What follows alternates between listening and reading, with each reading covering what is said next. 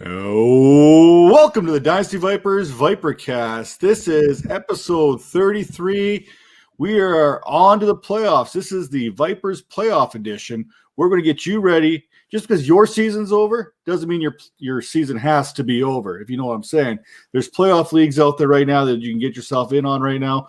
So make sure you do it. In fact, we even have our Dynasty Vipers playoff league on the go, $30 Canadian. So that's like, what, $15 American? Slide into the @DynastyVipers account. Hit us up. We'll get you in there. The more the merrier. Money's going to a good chunk of that money is going to charity. Some going to the winners, and of course, we've got some prizes getting donated, some swag. So check that out. But we're here to help this week, and if you can handle me stuttering here and there, we'll make you better off this week. Calvin, what do you got, bud? Yeah, I'm excited about that league. So, can you tell everybody a little bit about the scoring? Because it's very different than any playoff league that I had ever done before. You have to pick a quarterback, pick a running back, a couple running backs. Is it two running backs, 3 wide receivers, a tight end, and then, but once you pick a player, you can't pick them for the whole rest of the playoffs. So if you pick Pat Mahomes in round 2 and he ends up in the Super Bowl, and you take Aaron Rodgers in round 2 and he ends up in the Super Bowl, you won't be able to have a quarterback for the Super Bowl. So there's some strategy. Did I get that right? Yeah, you summed it up here pretty good there. So you have 1 quarterback, 2 running backs, 3 wide receivers, 1 tight end, and 1 flex spot here. So you're starting 8 guys every week. Now, I've been in this situation where a couple of years ago, I was literally starting the 3rd string quarterback on a team because I had no other options available to me. And of course, that's going to get you in the end, right? So it's kind of like you're trying to predict who's going to win the Super Bowl and try to save those players for later. But at the same time, you want to maximize your scoring. If you save Patrick Mahomes for the last game and the Chiefs make the Super Bowl, and all of a sudden he puts up a stinker, you're not doing yourself any good. But the week before, maybe he went off for 40 points. You've lost that 20 points. You have a quarterback this week, but you've lost the point. So it gets pretty interesting towards the end and how that all kind of works into. Last year, John DeBerry, he won it all. Bob Lung finished 2nd, and our very own Roberto Serrano, he finished 3rd last year. So we got a little bit of representation there. I finished like 9th or 10th.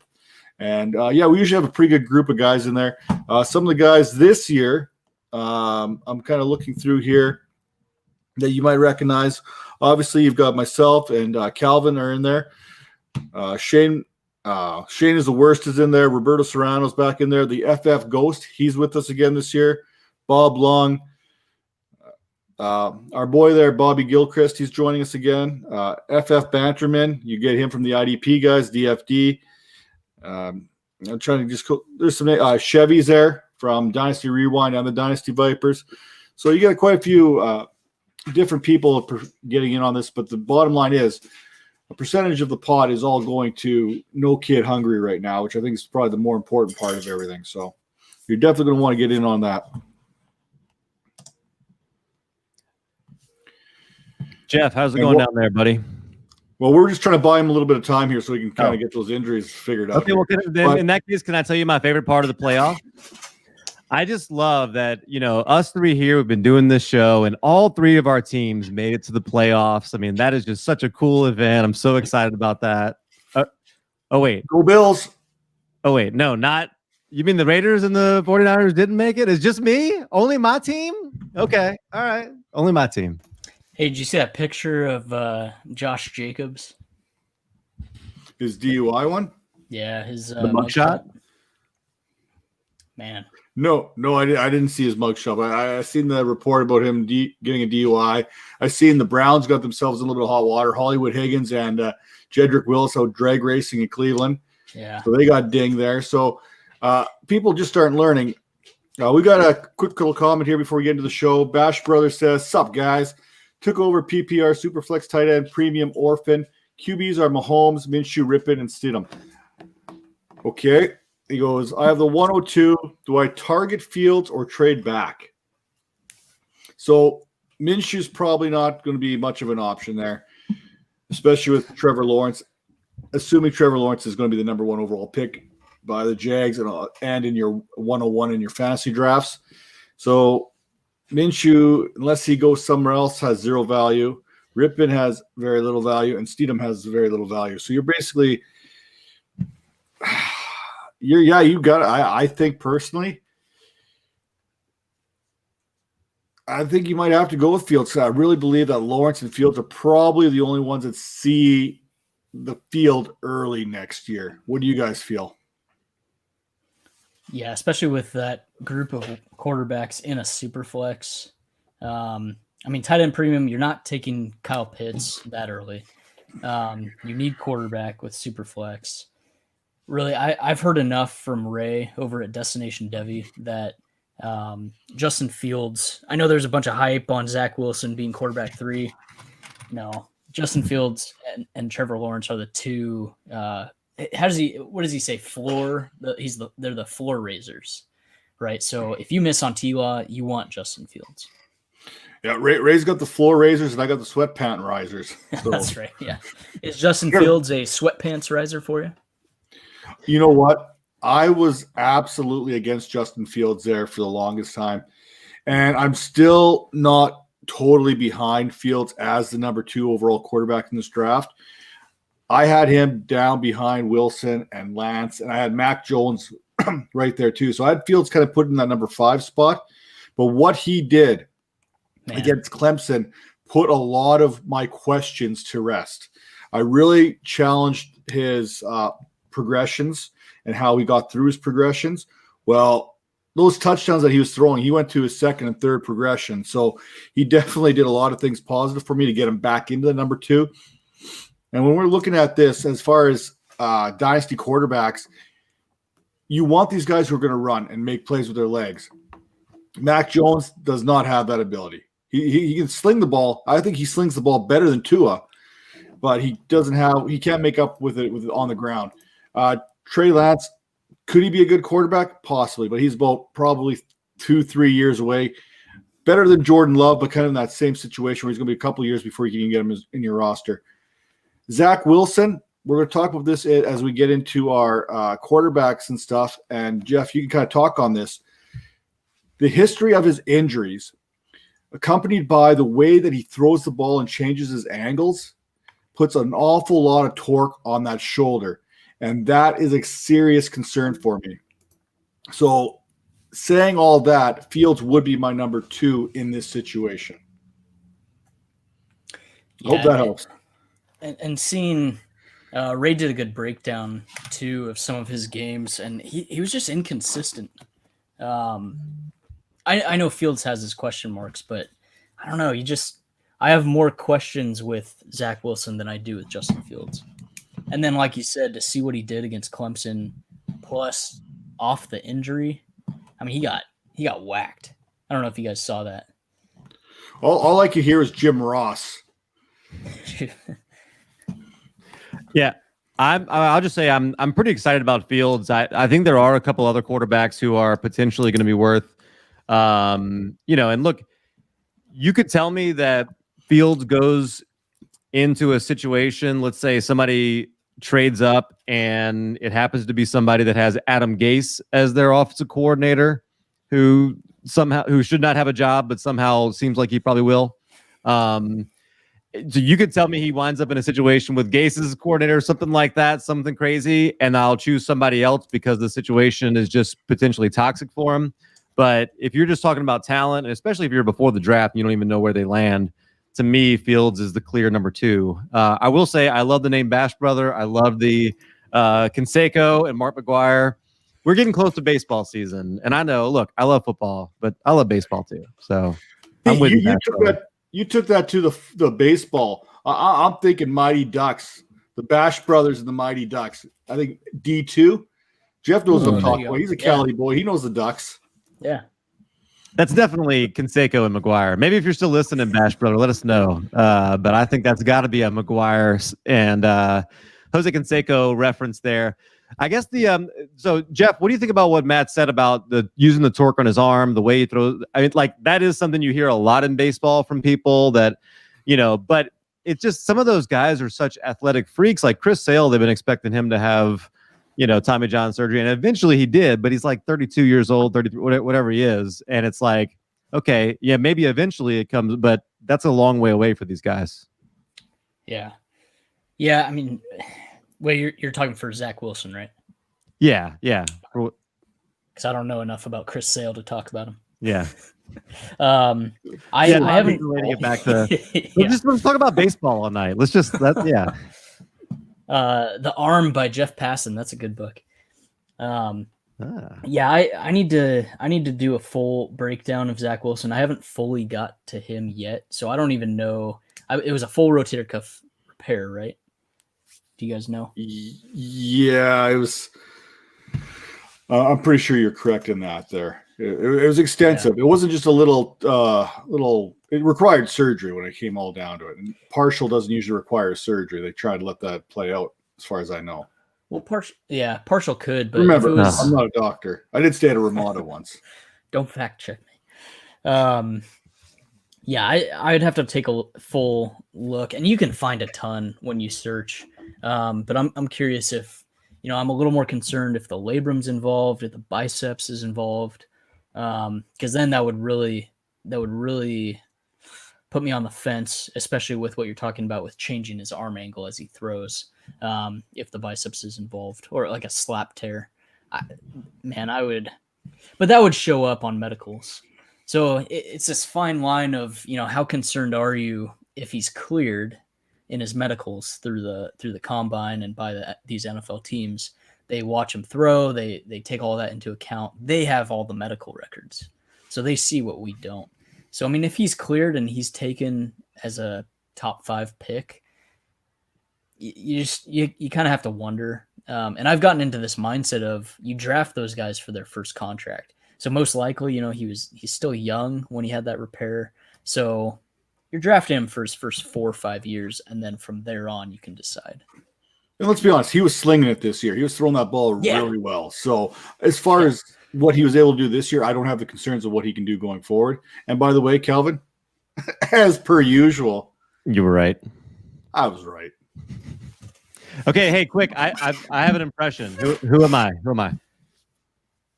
Ready? Want to see it again? Does my light keep flashing? Actually, they're pretty good so far. They're good. That's all right. I got these hot lights here. These my beauty lamps. I'm like, my face is like red. It's not really red, but it just kind of gives it that look. It's red. So is it still flashing? You get this weird pulsating thing going though whenever you talk. It's fantastic. So let's kind of talk. Before we move on to the playoffs, let's kind of talk about last week. And of course, if anyone's got start and sits questions or any kind of questions, draft questions, we're more than willing to answer those right here, right now. Let's get going. Let's get this chat rocking. But let's go back. And the first thing that sticks into a lot of people's head, besides my leg right now, is the fact that the Eagles pulled Jalen Hurts in a game that the 6-10 Giants needed the Eagles to win so that they could get into the playoffs rather than the, at the time, 6-9 Redskins. I'm going to start with Jeff because he's on mute. What's your thoughts on this? Yeah. I mean, this is a very complex deal. There's the fine line of respecting the game, but you're also not playing for another team. If I'm the Eagles, who gives a crap what the Giants want, or what they need? Oh, the camera has to focus. Anyways, so Thor Nystrom had a great breakdown of the value that the Eagles recouped by losing and dropping from, I think they would have been pick 9 to pick 6. 9 to 6. Yeah. So if you haven't seen that yet, go to Thor Nystrom. He had a great breakdown on that. And it basically recouped the value of Jalen Hurts by benching him. It's pretty interesting. So I don't know. I mean, if I'm in their shoes, it's a pointless game. Yeah, you still play to win, but who cares? This is also coming from someone who benched their studs in fantasy this year.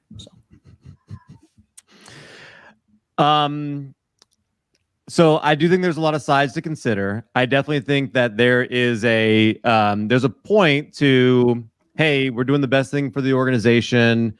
and we want to have the 6th overall pick instead of the 9th. I think this is 100% right. Anybody criticizing the Eagles because of the Giants, because they want whatever, like, they owe the Giants nothing. Absolutely, they should have won more games. Nothing. Yeah, the Giants went 6-10. It's their own fault for not making the playoffs. Okay. Having said that, I do worry that Doug Peterson might have increased the divide between him and the locker room. And the comments that have come out of the locker room since that day, I do think they have been, they show a divisiveness and something that's in the locker room that I don't know how he comes back from. And so, yes, maybe you went from the 9th pick to the 6th pick, but I don't like it. I don't like coaches or organizations who their strategy is to lose. That to me is just ultimately not, you're not going to build a good, successful program that way. So, for instance, the Philadelphia 76ers, I'm just going to talk about other sports tonight because whatever. But the Philadelphia 76ers went through like 2 years of rebuilding where they were like tanking and they're like, trust the process. And they learned how to lose. Like, that's all they were ultimately teaching their players, is learning how to lose. And they did ultimately want to, you can't build a successful winning team without that mindset. The Dolphins last year were in a quote unquote rebuild. They traded away a lot of players, tried to get draft picks, but then ultimately they went out on the field and they tried to win. And they did. And ultimately at 5, they still got Tua. And I still think that's a great pick. So it worked out for them. I don't love teaching your team to lose. That is, to me, whatever value you gained by increasing in draft pick or whatever it is. I didn't read the thing from about Hurts, but whatever value you gained, I think you lost in that. Okay. I got to stop you there. They had already taught their teams how to lose. Neither team hit 7 wins. Losing has already been taught. They did not need any extra help learning how to lose. 2, I agree with everyone. Giants, you want to make the playoffs? Win 7 or 8 games. Man, you don't even have to go 500, man, to get in the playoffs, for crying out loud. Win 7 games. Take the decision-making out of the other team's hand. You want to give the Eagles shit? Let's jump all over the Steelers. They sat Ben Roethlisberger. They already clinched the playoffs. They had nothing to play for. They sat Cameron Hayward. They sat, I can't remember who the other guy was too on defense. They sat players. Are we not going to give them crap? Let's go back a year before that. No, it's not different. It's very different. No, how? Because the Steelers sat Roethlisberger, Cleveland won the game. Thus, Cleveland was able to get in the playoffs. Cleveland doesn't win that game. Cleveland's on the backside looking in. You don't hear the Miami Dolphins crying. The Miami Dolphins aren't sitting there. The Dolphins are not sitting there like the New York Giants and Coach Judge throwing a temper tantrum. Mind you, the Dolphins still have the number 3 overall pick thanks to the Houston Texans. But they're not sitting there throwing a temper tantrum, poor me, woe me, this is me kind of crap like the Giants are getting. You won 6 games. You lose all right to complain about playoff procedures.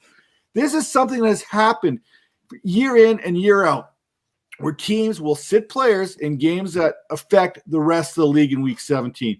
You want to get in the playoffs, you want to punch that ticket, win. Win games in your division. Win any games, crying out loud. 6 games. 6 games you won. Yeah, my problem has nothing to do with the Giants. And you're a coach. You know this. You know this, Coach Donnelly. You lose the respect of your players. If they want to win and you make decisions that are purposely trying to lose and you lose them, that's got ramifications. I don't feel like, okay, whatever. Like I said, I started off by saying they owe nothing to the Giants. But he does owe something to those players in the locker room that are giving their all to him, and we're out there on the field giving their all for him that day.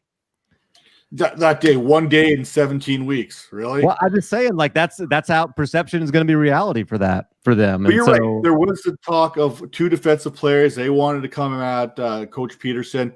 Miles Sanders is like quoted saying, like, "Yo, what the hell's going on here?" he actually went on Twitter and everything else, or on the, and well, Miles Sanders does have a prominent voice. This after the treatment of Carson Wentz, right? Carson Wentz, yeah, was it time for Jalen Hurts to get the keys to the car? Probably, but you know, you've already discredited a veteran already. There's going to be players in that locker room that understand that Hurts may gave them the best chance to win in the future, but there's probably some people that were upset with the way Carson Wentz was treated. There's going to be that kind of disconnect, no matter what. There's going to be some loyalty to Carson Wentz and what he's done for the team. Players going to respect what he's done, et cetera, et cetera. No different than Jalen Hurts coming in and replacing him. Whether it's the right decision or not. Well, is this the right decision or not? I don't know. We'll see what happens. We'll see who the players that they draft. I'll tell you what, though, the one thing they better hope for is whoever they draft at 6, they hit on. Because if the guy they drafted 6 they could have had at 9, you're going to have issues here. Like, you better not reach at this pick 6. This better not be like, you know what? We are going to grab Mac Jones. I'm just throwing this out there because we know they like to draft quarterbacks when they don't need them at the time. Oh, God. But this better not be, you know what? I'm trying to think, who could they grab? They better be a corner, for one. It's got to be one of the top corners. Picking at 6, you better grab something good.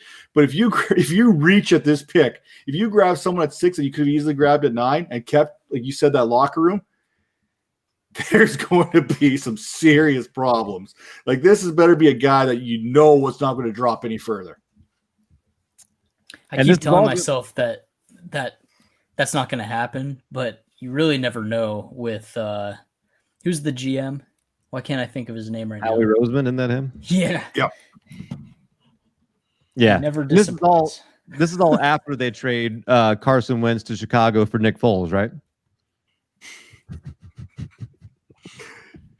I hope not. They might. Oh my gosh. So long term though, I am kind of curious how this affects free agents wanting to go to Philadelphia and play for Doug Peterson. That's the one part that could get tricky. Or some veterans, you know, they're already up against the cap.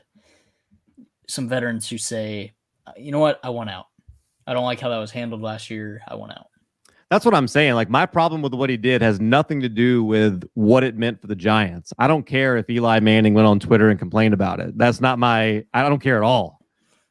My thing is, what did you do to your own team by making that decision? And we'll see. I mean, look, we don't know. We're not in the locker room, but I know that it sounded bad. And, you know, he's got a whole offseason, I guess, to win him back. But we'll see. Well, let's not talk about the emotional Zach Ertz, right? Zach Ertz was quite emotional after the game. Did he play his last game as an Eagle? Kelsey, he was there until midnight on the field talking to personnel, talking to the janitor, talking to the field turf guys. That's not a guy that's just going around saying, thank you for your service this year. That's kind of like, I'm going around, you know what? I'm probably not coming back next year. I don't know where I fit in right now. I don't know how they value me going forward. We know Carson Wentz is not coming back. It's going to take some serious repair to get him back in. And they should be able to trade him. They should be able to trade that contract. I'd love to see him go to Indianapolis because I think Rivers could retire, and I think that'd be a great fit, giving him an offensive line and then watch him become like an MVP caliber quarterback out of the whole thing. You know, Andrew Luck's coming back. We've been joking about that for about 3 years now. Not gonna lie, I have him on 2 rosters. You still got him, eh? You still holding out hope? I dropped two bums like right before the rosters reset for Andrew Luck. It's like, yeah, I'll just drop him during the draft if he doesn't come back. I was doing my quarterback rankings the other day, and I couldn't take him off. I have him down there like way at the bottom at like 50 or something, 60. I don't know. Right above Jimmy G. Yeah. Somewhere around CJ Beathard. Like barely CJ Beathard like that. Barely behind Derek Carr. Okay. You need to wash that mouth out with some soap or something. Maybe get you a little bit of hot sauce, a little Tabasco there. I still believe you owe me a hot chip or something here too, if I'm not mistaken. I do have it. I'm like, whenever we can do that, I want to do it. I got to get the whole setup, but I got it. So just like the Bash brother comment earlier, he was wrong again a couple weeks ago, picking the Saints to beat the Chiefs. He still hasn't paid that bet yet. And I actually forgot about it until right now. For some reason, it just kind of just clued in right now. So, yeah. One of the things going back to week 6-17 here and Monday, as far back as Monday, is for coaches, it's essentially Black Monday, right? There was a lot of coaches that we talked about being on the hot seat that were shown the door. Marone in Jacksonville, Gase in New York, not big secrets there. They were shown the door. We have about six, maybe 7 coaching vacancies right now. Who do you think benefits the most in getting this coach? It looks like the Texans hired another GM from New England, so we know how the first one went with Bob. Mm-hmm. Who can the Texans possibly bring in there to? Did you see who they interviewed? Well, they've interviewed like 3 or 4 guys already. Yeah, but most notably, did you see who they interviewed? Joe Brady. Joe Brady. We talked about that right here on this show about Joe Brady going to Houston and taking over and being there with Deshaun Watson. So I haven't heard the result of that, but I know they interviewed him the other day. He left without a deal, and Deshaun Watson posted a very cryptic. What did he say? See it, Matt? You got to be kidding me or something, or yeah, it's like times never change or something like that. That's the one, yeah. Well, they could use a first-round pick on a wide receiver. Oh, no, they don't got that. How about a second-round pick on a wide? No, they don't got that either. No. Okay. Very, very, very good. Oh, he deleted it. Oh, yeah, because he knows that Joe Brady is the best thing for him. The other thing that I saw somehow Jason Garrett is getting head coaching interviews. Oh, no, baby. No. Don't ruin Justin Herbert. I'll be so mad. Yeah. We've seen Garrett getting some talk. I think we even seen Anthony Lynn's name pop up around Detroit's posting, did we not? I think I seen Anthony Lynn's name come back up. He was just fired. Yeah, I love Anthony Lynn as the man. Anthony Lynn as a man is a great man. He's a great coordinator. I don't know about him as a head coach here. His time management skills were on display for quite a while, and they didn't really have that success. So that's all going to be interesting. See how everything shakes out. Who's going to be the first to bring a coach in? Are we going to see Urban Meyer in the National Football League? There's talks with the Jags, and I believe there was another team that was interested in his services as well. Like, was it Los Angeles? Let's talk about Urban Meyer as a possibility. There's a lot of smoke around him in Jacksonville, and he wants a lot of money. But I think I kind of think they're going to make that happen. That would be a really interesting thing to see. The one that I'm most excited about, so obviously I'd love to see Joe Brady end up with the Texans, but Brian Dable also interviewed there with the Chargers. That to me I would love that. I don't know that I can move Justin Herbert any higher in my rankings than I already have him, but I would love to see him there. So Bash Bro comes at us again here with same tight end premium. Jarwin, Fells, Disley, Oliver, Albert O. We don't pronounce his name because I always get it wrong. Foster Moreau, Trey Burton, Jack Doyle, Thaddeus Moss, Dalton Keene, Caden Smith, Jimmy Graham. Goes on to say, do you like any of those guys more than who I have rostered? Wait, are we missing something? Do we know who he has rostered? The first 5 or 6. 1, 2, 3, 4, 5. Got it. First 5 are rostered. The rest are on waivers. Got it. So when I have my tight ends, I want to have, if I've got a stable like this, if I'm in a league where it allows me to kind of build up that, I want to make sure I got 1 or 2 guys that I can count on as every week starters, like interchange. Jarwin, you've got as an interchangeable piece. I don't see that second one right now. So I'm okay with Josh Oliver and Albert O as a shot in the dark kind of guys. Will Disley, I'd probably hold on to just because there's that potential. Greg Olson's probably on his way out of Seattle. He could retire any day now. Darren Fells doesn't do nothing for me. So when I'm sitting here and I'm thinking, what do I need? I'm looking for that high upside possible play here. Trey Burton and Jack Doyle kind of cancel each other out there. I may take a stab at Dalton Keene here off of waivers and kind of let Fells go away slowly. Unless I agree with that, unless Evan Ingram walks and Caden Smith takes over. Well, Caden Smith did have a lot of success when Ingram was out there last year too. So, can you what I see? Evan Ingram had something like 109 targets or something this year. Did he really? And absolutely did nothing.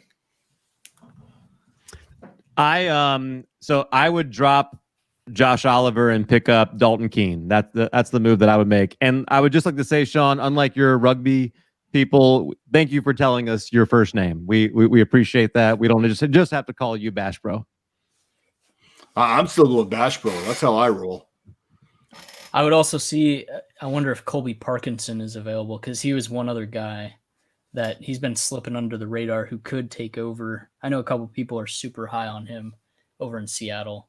If Disley off the Achilles, he didn't look the same, and everyone else is pretty much a free agent. Well, that's it. You're week 17 and there's a waiver wire. Like, could you roll a dice on a Trey Burton or in a Jack Doyle? Yeah, you could probably roll it on there, but I'd rather roll on that upside here, filling out my roster. Jarwin's going to be good enough to plug and play for most of 2021. So, and who knows what you can get going on. And I think as far as the draft goes, I'm not an advocate of drafting tight ends, especially earlier, but Pitts is a different beast altogether. Mm-hmm. So I think he has 1, 2. So if he has any seconds, he could probably target Brevin Jordan or Pat Freiermuth. The thing is, you just got to remember, when you target these tight ends, I don't expect Brevin Jordan or Freiermuth to have an immediate impact. That's it. That's just the tight end thing. Pitts, I think, is a different dog altogether, and I think he's going to have an immediate impact where he goes. Because I'm going to be honest, he's not really a tight end. He's a wide receiver, a big wide receiver that can block in line. Wide receiver 3 in this class. I don't doubt that. I would definitely put him up there. There's a reason why he's in talks as a top 15 pick at the tight end position. And I'll tell you what, I'll take him over Hawkinson right now. I was going to say, yeah. Who? Yeah, exactly. Well, Pro Bowler TJ Hawkinson. I should make sure I get that. And definitely over Pro Bowler Evan Ingram. And Pro Bowler, didn't get it. Tunyon. Yeah. That's another show. Actually, we can vent on that too. I really don't care. We really have no design on this show. I'm just kind of winging it as we go. Eight at tight end. Yeah, I'm willing to put Pitts right now without knowing his landing spot at tight end 6. Ray, I think, had him at 5. Ray probably has him at number 3. Knowing Ray. Ray loves himself some Pitts. You're not putting him over. Yeah, I think Ray said Kittle. He said Kelsey, Kittle, Waller, Pitts. I'm pretty sure is what Ray said. Yeah. I think I would still take Andrews and maybe Fant over him, but that's where it would be close. I love Bob's thought here. Could you imagine the Raiders with Pitts and Waller in the middle? Yeah, that'd be insane. Yeah. I'd be okay with that. Those are two absolute. Really? Really? You're going to go there. Top 10 quarterback, Derek Carr. Top 10. Looks like we have a special guest here. Yeah, Matt Nagy's jumping in the chat room too. You know what, Matt? I get it. Your team got whooped last week, but you still made it into the playoffs. You're not 6-10, but you still made it. I think what are the Bears 8-8? Like how do the Dolphins feel right now at 10-6? They literally just watched a 7-win team in Washington get in the playoffs, an 8-win team in Chicago get in the playoffs, and they're sitting there at 10-6. Like, what's going on? Even my Raiders had a better record. My Raiders would be in the NFC playoffs right now. You know what I'm saying? And they'd be playing your Saints, who they beat already once this year. Let's not forget that. You want to keep going. Boom. Yeah. Like, do you think Carr's already on his second round of golf this week or third, maybe? No, he's out shooting hoops right now, man. I mean, you seen him? He's shooting hoops. Bob, Raiders don't need another running back. That's not entirely true. Theirs might be getting put in jail right now. Yeah, that's true. So look, I am gonna be. I know I'm a little bit contrarian on this. Cam Newton was absolutely god awful. I think things changed for him after he got COVID. I think that definitely played a big part. I also think there is nobody that's a skill position player that anybody that would start for any other NFL team on the Patriots. It's awful, and I hope he gets a backup job somewhere, maybe backing up Josh Allen, maybe backing up, somebody like that. But and he's going to have to be willing to take that to continue on, and maybe backing up Taysom Hill here in New Orleans. But maybe that's something that works out for him. And I don't know that his career's done. Not willing to give up on him yet. Wait, you're muted. Damn it, I do that once a week, every time. It never fails. By the way, I haven't sworn yet today, so kudos to me. He took Jeff's advice. He went to go check on the availability of Colby Parkinson. He was rostered. He has his 102, probably 202, 302, 402. Not sure of the exact pick, et cetera, et cetera. Just grab Hunter Long in the third. Who? Hunter Long, tight end 4. Hunter Long is a fantastic one. He was one of the guys I did my write-up on. And he's a guy who became more and more involved in the Boston College offense as the season went on. His last 2 years at Boston College, he actually put up more yards than his senior year in high school. So to give you an idea, usually these guys dominate in high school. We're talking Massachusetts. He's from the Massachusetts area, and it's not known as a hotbed for football. Let's be honest. I'm sorry to anyone from Massachusetts who's played football, but you're not finding very many 4-star, 5-star recruits out of that state. If they're watching, they probably know that. Yeah, I've probably lost any opportunity to interview him at this point. But what I'm saying is he did not put up his career numbers as a senior were not very dominant. Whether that's the high school team didn't want to use the tight end very often, this and that. He did put up 7 sacks in the was it him? Yeah, I think it was him that put up 7 sacks in his senior year. Then he came into Boston College year 1, not a whole lot, but years 2 and 3. And then if you watched his tape this year, he was the offense as the year went on, and he became more and more involved in the offense. If you start looking later in the season, it was more Hunter Long. So he's definitely a guy you could target later in the rounds. But I still think Brevin Jordan is going to be there at 302. I think he's, with how deep this draft is, you're talking 6 quarterbacks possibly going in the first 16 picks of fantasy and Superflex. Oh, that's true. I forgot Superflex. Brevin Jordan is a fantastic target at tight end at 302. He was actually higher rated than Pitts was coming out of high school, right? What's that? Brevin Jordan. Yeah. Brevin Jordan. There was a lot. He was big. People wanted him. He was a big recruit out of there. I think 247 had him. Was he a 4-star or 5-star? Anyway, I think he was a 5. I'd have to look again. I haven't gotten into his film too much yet, but yeah, he was highly recruited.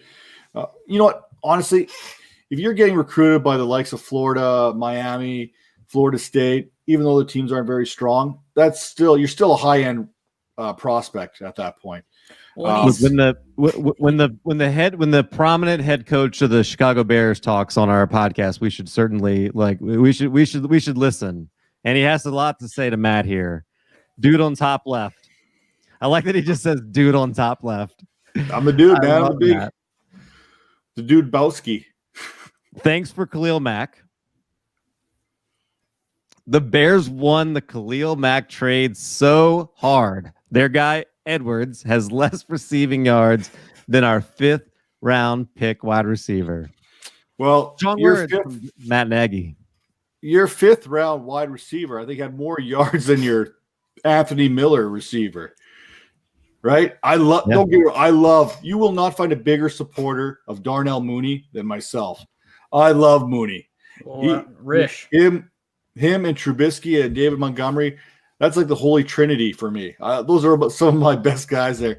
Anyone who's watched the show or followed me knows I even had a David Montgomery. I'm a Raiders fan, and I still had a David Montgomery banner there, courtesy of Bob Gilchrist for a while. Nice flash, by the way, Jeff. And Trubisky's my guy because I tout him every week. Even when he wasn't playing, I was still saying he was better than Foles. What do we got here? Yeah, Mike hits right on. Cam hasn't been able to throw all season. I don't even think he could hit the side of a barn from 6 feet away, to be honest with you. He'd probably still fall 3 feet short. It was bad. I'm not going to lie. We were talking about effect of shoulder surgeries earlier with Zach Wilson. Man, we are seeing that with Cam. Big time. 31. Was he 31, 32? I don't know. I don't know. As much fun as I make of Cam Newton in his arm, he still could throw it better than me. But that's not the point. I'm here to make fun of everybody. And Calvin's there thinking about baseball up there and whatnot. So you Canadians wouldn't know anything about that. Us Canadians, come on. There's like 2 months a year you can even play baseball. Yeah, we had the Expos, we had the Blue Jays, we got it. We still have one, right? I do like the Blue Jays. Well, the Buffalo Blue Jays, I guess, but yeah, you guys might be right on Cam. I'm just, I don't know. I'm being stubborn. I don't have him ranked very high, but well, I wouldn't have him high either. I think he's probably tapped out. He may be a quarterback that you could put as your backup that you could use in sub packages. If you want to get that guy and you've got that vet that you kind of want to protect on short goal situations or try to get that first down, maybe, like you said, use him as a Taysom Hill type. That he could still do. And he could still throw better than Taysom Hill. There's not many tight ends that can throw the way Taysom does. Who starts more games in their career going forward, Cam Newton or Dwayne Haskins? Haskins. What? I don't think Haskins done. I don't think he's done. Hopefully he's done throwing dollar bills around, but I don't think he's done. I think he's done. And I'm really, really shocked that they were able to get Haskins to sit down on the when they benched him to get him to sit down without having people dance in front of him.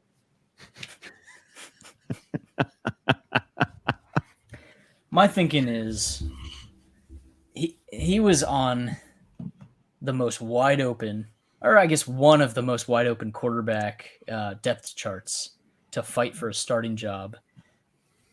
He has Ron Rivera, and he couldn't get his attitude straight. I don't know. I just don't see it. I think he's done. Can you even name the quarterbacks outside of Alex Smith that really got benched for Kyle Allen? Kyle Allen, and then I can't even pronounce the guys. Heineken. Just call him Heineken.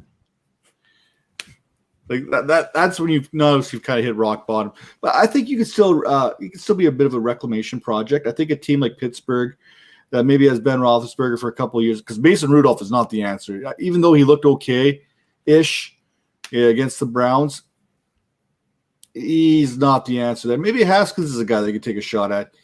He was a first – let's forget about him being the 15th overall pick. He was a first-round player at the quarterback position. So, he's no Jamarcus Russell, but don't worry, I'm coming back around. Not all first-round quarterbacks. Josh Rosen, well, he didn't manage to get himself on the 49ers roster, so that's a bonus. And we know what kind of competition they have at that position. So Nick Mullins, C.J. Beathard, Jimmy Garoppolo, and we know Garoppolo ain't the answer because the 49ers are not committed to him. Yeah, financially they are, but they've made no bones about it, about finding other quarterbacks. There's the rumor of the Tom Brady coming to San Francisco. There was rumors of just about every quarterback coming to San Francisco, and I don't think Lynch really denied any of them. Yeah. Our buddy Sean is back. He's got a good question for us. Last question. Look, keep them coming, Sean. This is no worries at all. And if anybody else has questions, fine. If not, like, hey, we'll talk to Sean. But last question for me. Somebody is trying to trade me his Kenyon Drake for my Gabriel Davis or Denzel Mims. PPR, RB core is Chubb, Dobbins, Gibson, but shaky after that. Sony Michel, Boston Scott, Jordan Howard. What do you guys think? Oh, that's a good one there. You know what? The Cardinals defense, or not defense, the Cardinals running back room scares me. I'm not sold on Kenyon Drake being the guy there. I love Chase Edmonds. You guys know me and how I feel about him. I'm pretty sure I'd let him spoon me naked, but that's kind of where we're going here. I still haven't sworn. That's kind of where I'm going. Like Chase Edmonds, I love him. I think he's probably the better of the two backs. If you're worried about that depth, and you do it's nice to have that fourth running back. If you're talking Denzel Mims, I'm not letting him go. Denzel Mims, I'm hanging on to. Gabe Davis, if I have enough depth going forward, I could move Gabe Davis for Kenyon Drake and be okay with it. I don't know where Gabriel Davis is going to end up, but you're looking at Ayuk, you're Deontay Johnson, Kenny Galladay. You don't need Gabriel Davis. You don't. I would take a shot. I would trade Gabriel Davis for Kenyon Drake, especially when I see this depth. Van Jefferson, Michael Gallup, Nicole Hardman. You don't need Gabriel Davis there. I would see if he would bite on offering Van Jefferson or McCole Hardman just to see if he would do it. I wouldn't if I had Kenyon Drake, but I personally don't think Arizona re-signs him, and I think they're gonna Chase Edmonds. As much as I like him, I don't think he's the answer either. They're likely gonna draft their new guy in this draft. I thought they were going to draft their guy last draft too, and I think they did. Benjamin, but yeah, he's I do like Benjamin, but I don't know. I'm kind of with you. Gabe Davis is the kind of guy that he's got a lot of helium right now, but if you try to think about what that team's going to look like next year, I don't know that he's going to have is he going to be a guy that gets more than 50 targets next year? Absolutely. Yeah, I think he's going to get at least 6. I would say safely 5 to 6 a game as their wide receiver 2. John Brown's likely gone. Cole Beasley, who knows, but they play different roles. So Davis is going to be opposite John Brown. I mean, look what he did this year as a rookie, and there's I don't know how many yards and 3 touchdowns that aren't on his stat line because they were negated by penalty. My problem with Gabe Davis there is you've still got Stephon Diggs. You've still got Cole Beasley. You've still got John Brown. Boy, would I be excited if they drafted themselves a top wide receiver in the first round, too. Wouldn't that be fantastic? But here's the thing. I'm pumping this here a little bit because they may lose their offensive coordinator. There's a very strong possibility their offensive coordinator is gone. And Calvin, this makes your sweatpants rise when we talk about coordinators and where they go and how that affects players. There's no denying what Dable. Someone correct me. Brian Dable, yep. Dable, what he's done with Josh Allen and Stephon Diggs. Like Stephon Diggs is going to be pissed when they lose Dable. There's no doubt about it. He loves Dable. He's come out and said it. Josh Allen has been playing his best football ever, whether that's because of Dable or the offseason workout with Jordan Palmer, because that made a huge difference watching him get his hips through there first. If you watch the mechanics, his mechanics have changed quite a bit. But see, I did do some fact checking and did some. I like that. That was close to actual analysis right there, Matt. That was really, really close. Done. Next week on the ViperCast. But no, seriously, that's why I'm kind of holding off on Gabriel Davis right now. I'd be okay with the Kenyon Drake for Gabriel Davis based on how much depth you have at the wide receiver position. Yeah, really good point from Matt Nagy here. Matt Nagy. Jordan Howard had his best days in Chicago. That's true. We fact checked it. It turns out true. Now, kind of going on here, we've got I'm trying to pull up some games here going into super wild card weekend. We've got 6 games this week, not just your regular 4 on the wild card weekend. 6 games, including 2 teams with barely 500 records. So that's fantastic. This week, your challenge is for anybody listening to this, don't get divorced. We've got 6 games, 3 on Saturday, 3 Sunday. You've got to be careful. You've got to pace yourself. Like, get something accomplished while you're watching the games. Like, try to fold laundry or something. Or, like, you can't just sit on the couch for 9 hours Saturday and Sunday. I'm sorry. You can't do that. Maybe you can, but I'm just like, just don't get divorced this weekend. Don't know where that line is in your family and just don't cross it. Well, let's start with the AFC here, because we're gonna go with the AFC, then we're gonna bounce over to the NFC. But first, we've got the Jeff Mueller report. Look, you stupid bastard, you've got no arms left. Yes, I have. Look, it's just a flesh wound. Look. the Jeff Mueller report, Just bringing you the injuries heading into the playoffs. Oh, we're trying to find the private chat here. First off, we got to talk. Jared Goff. Is he going to play? Is he not going to play this week? And we're going to see the rated XFL superstar step up again. Bob knows. That's a vet move, Bob. That's a vet move. Veteran move. AirPods have saved my marriage. Yeah, that's the big thing that I'll be looking for. Word was that he could have been close. Goff could have been close to playing last week, but they played it safe. I think that was coach speak, given the injury. I think he would have struggled big time. Dude, you're in a playoff game, a win and you're in, and they're sitting you. You're not close. Yeah, exactly. So he practiced today. It's one that I'm. By the way, Jeff, I got to cut you off here real second. I'll let you gather your thoughts. We had, and this has nothing to do with where we're going, but former Winnipeg Blue Bomber Strevler at quarterback for the Kyler Murray last week. Former Winnipeg Blue Bomber from the CFL. Anyway, back to Jared Goff. Yeah, so I think there's a chance he does play, probably with a brace, but he's still going to be relatively ineffective. Accuracy is going to be likely an issue.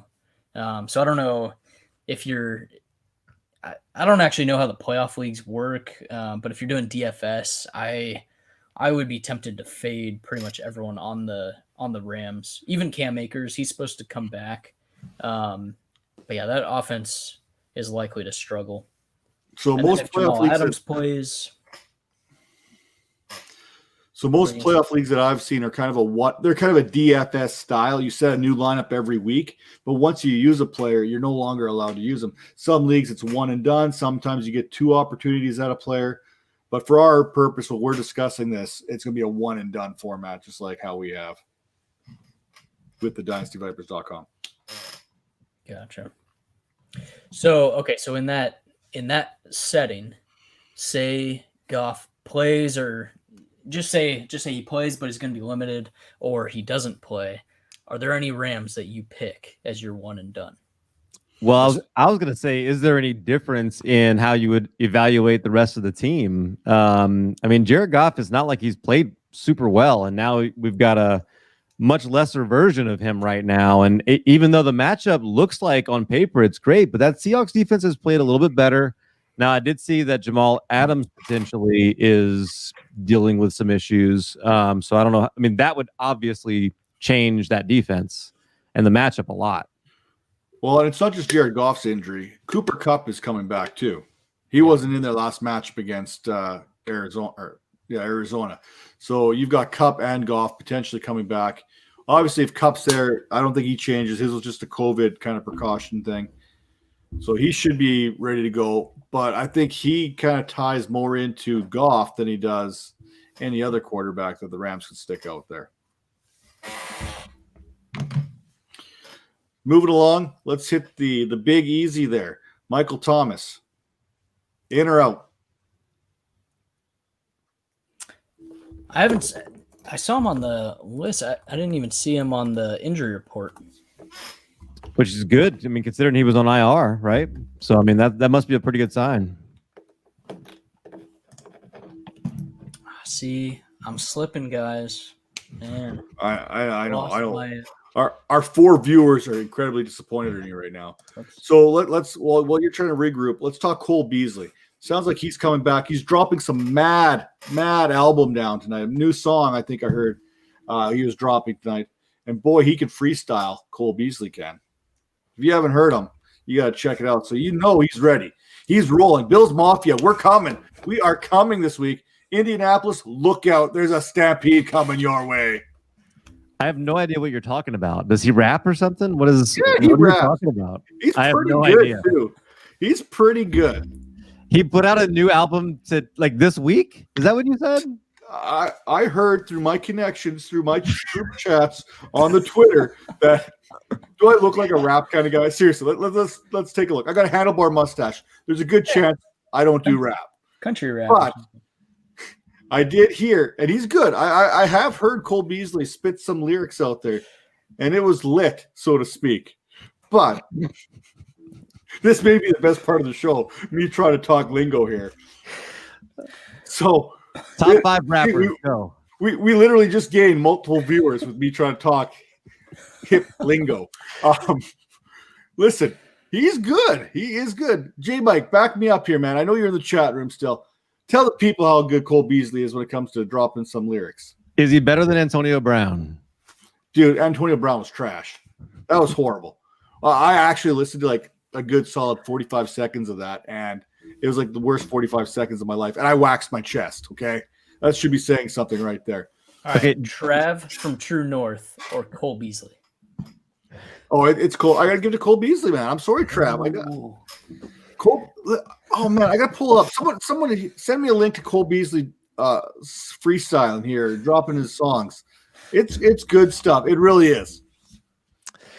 Do you guys have any of you guys ever heard Peyton Manning's country song that he recorded? Oh man, that's gonna be one of the slowest, saddest songs I've ever heard. You need to go. You need to just go Google it and listen to it because it is like it's terrible. It's awful. Nationwide is. Wait, he's been what? Cole Beasley's been. There's a freestyle from 2018. There's. You weren't kidding about this. This is content you are not getting anywhere else. I can tell you right now. If I want us to break down his rap, I want to go play it and talk about his lyrics. That's where I want this to go. What? Cole Beasley way over Antonio Brown and Le'Veon Bell. Yeah, I forgot Le'Veon Bell. I forgot he did that. That was terrible. Oh. Like, dude, Cole Beasley back 2 years ago had 243,000 views on his freestyle with Bebe. Don't ask me who Bebe is. I'm just reading my YouTube right here.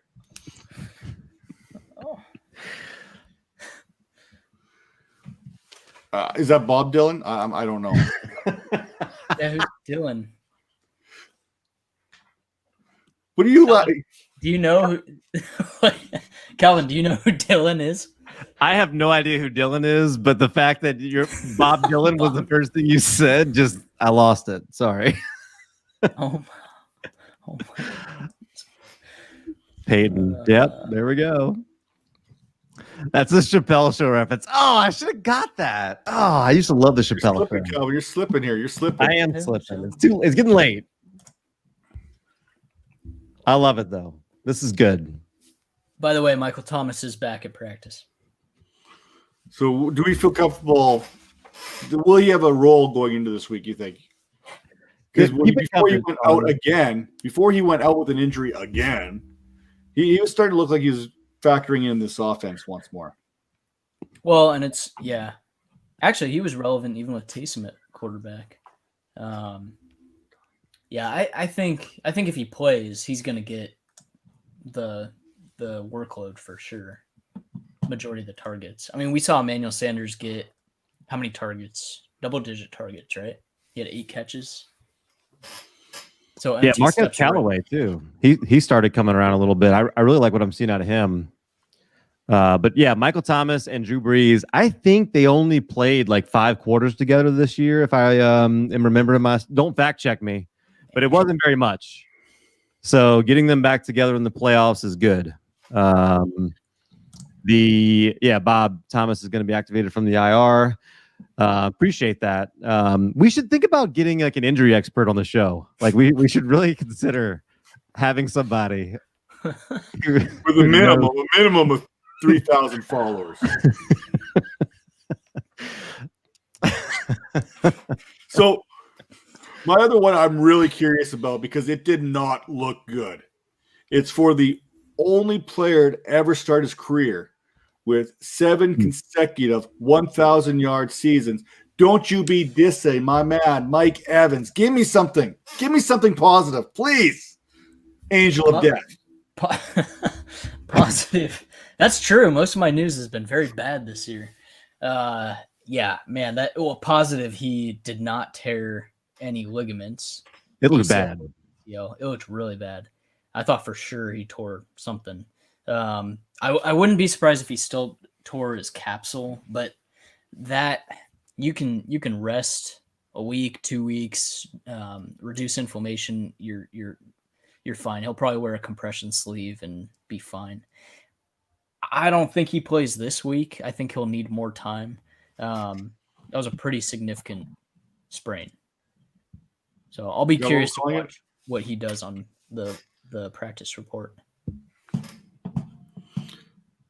What'd you say? So we're looking at we're calling it a sprain. Is that kind of what they're calling it in Tampa? Yeah, knee sprain. Yeah. So basically, damage to the joint. There was no damage, no structural damage to the ligaments, is what they said, which basically means there's no tear. That doesn't mean there's no sprain to the actual ligaments. There probably was, just a low degree, like a mild grade 1. So then I'm going to. Well, they're playing with the Washington Football Club, which becomes an interesting thing because we got Chase Young. Well, we'll talk about this a little bit later. But because of the Mike Evans injury, who is the top dog to replace him here? Now, obviously, Antonio Brown's in effect. Is that where we're going? Tyler Johnson? I love that. Probably Scotty Miller, but I want Tyler Johnson to take over. We all do. We all want Tyler Johnson. He's a big fan of the show. He's never seen it, but he's a huge fan. Huge fan. Huge. By the way, we are huge in Istanbul right now. Huge. Yeah. So many downloads, like dozens. Don't fact check me. AJ Brown. Yeah, he's fine. I don't know why everyone's concerned about him. He finished the game. Did you see the catch he made to get them the field goal to win? He's insane. That was. I mean, he's done it like Corey 2 other times this year. What? It was Corey Davis-esque, wasn't it? It's Corey. I knew you were going to say that. Yeah, so he's fine. I know he's popped up on the injury report, but that he's popped up on the injury report the last 7 weeks. It's just kind of customary. He usually gets Thursdays off. He's on the report limited Wednesday. He's off Thursday. Friday he's full. Saturday he's off the injury report. So he'll be fine. So let's flip the script here one more time. We talked about Cole Beasley. Stephon Diggs is a little dinged up here a little bit. He got a little bit of rest at the end of the game because Buffalo is a machine right now. They're averaging like 50 points a game. Like it's disgusting. It really is. Stephon Diggs, regular workload. Does he even need to have a regular workload against the Colts? Because that's going to be a good defense they're facing. Yeah, I think he'll be fine to play. Regular workload, I would think that the Colts try to focus on stopping Diggs and make I'll have to check. I don't know if John Brown will play. I think he will, right? He played last week. I think so. Yeah. And I'll have to check on that. No setbacks that I know of. So yeah, if I'm them, I try to focus on Stephon Diggs. You don't have to worry about Dawson Knox, or their run game really. Make John Brown, make Davis, make Beasley beat you. Knock, knock. Who's there? Dawson. Oh gosh. Dawson who? Dawson Knox doesn't matter.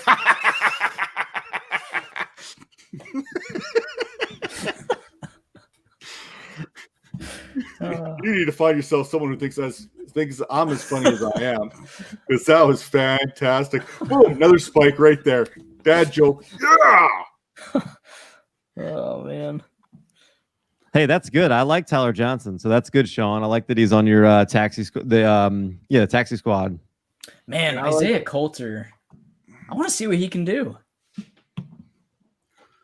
I'm a little worried that he didn't get any run when the Texans didn't have any wide receivers. I'm a little worried from that standpoint about how he's progressing, but I think he's on IR though. Well, he was on their practice squad and then didn't get pulled up, but at least until I think it wasn't until Fuller got out, right? Oh no, yeah, he was on IR well before that. So I think it was injury related, and then they were wanting to get him a couple practice reps. But yeah, his injury, I think it was his shoulder. I have it all in the database. But yeah. See, that is why he's a professional. He's got a database. Is it data or is it data? Please talk to us here. I call it a database, but yeah, I might be weird. It might be a Canadian thing too. I'm not sure. Database. There's no E in it. There's no E. It can't be data. There's no E to make it an A sound. You can't call it A. It can't be an A sound. It can't. There's no E. It's data. Database. Yeah, that's true. Or else it'd be date. Doesn't have a Y. Date. It's like Dayton, data. This is the hard-hitting analysis you get here. Phonetical, hard-hitting analysis. And I don't think you have to worry about Jonathan Taylor. He popped up with a shoulder injury. I think it's he was limited, but from what I've read, he's expected to get his normal workload. Man, he's a beast. What he's done the last few weeks is kind of what we were expecting off the start of the season. Yeah. And now we're in the playoffs. We're in Buffalo. The weather's a little colder. He's the kind of running back you need to beat the Bills. And let's talk about this matchup. Let's talk the Colts. Let's talk Bills. It's not going to matter because there's no way Philip Rivers slings the ball with Allen tonight. It's not going to happen. It won't. But here's the deal. Jonathan Taylor neutralizes that whole thing because Buffalo's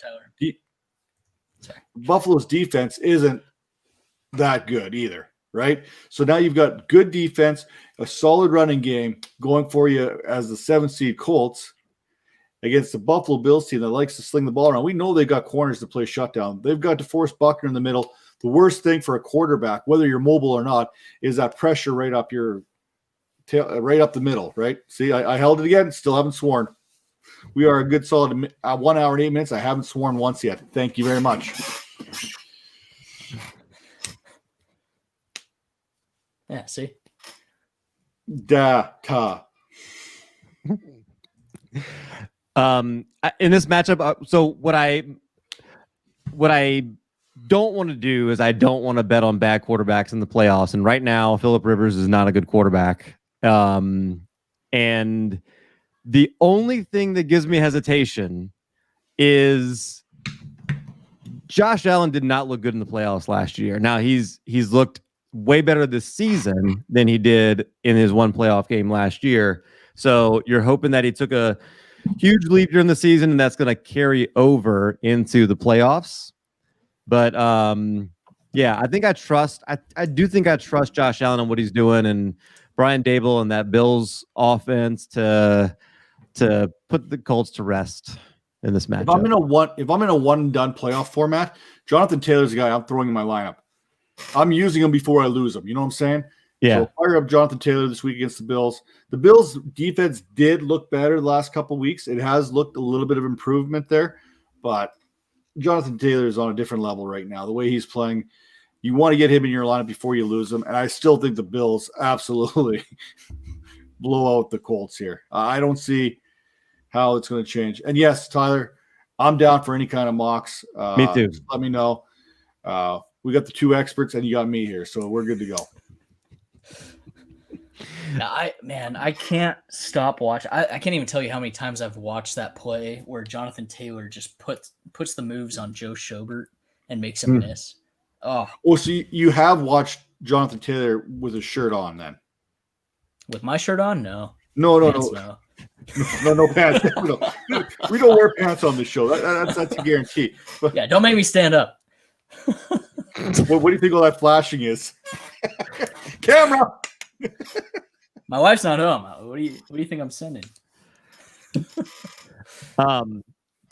So To other my than wife. that, though, I do kind of think that when you look at that matchup, I do if Diggs is going to be going, I mean, like, you're definitely rolling out Diggs, right? I mean, I like this matchup for him. I know it's not I know they're gonna, you mentioned possibly, showing him attention. I just think I love Stephon Diggs. I think what he is capable of. I think he is disappointed in some of the things he did last year in the playoffs. I don't think his last couple games were as good as he would want him to do. And I think he's out to prove something. I love his attitude. I just love his swag. And I think he's going to do good in this game.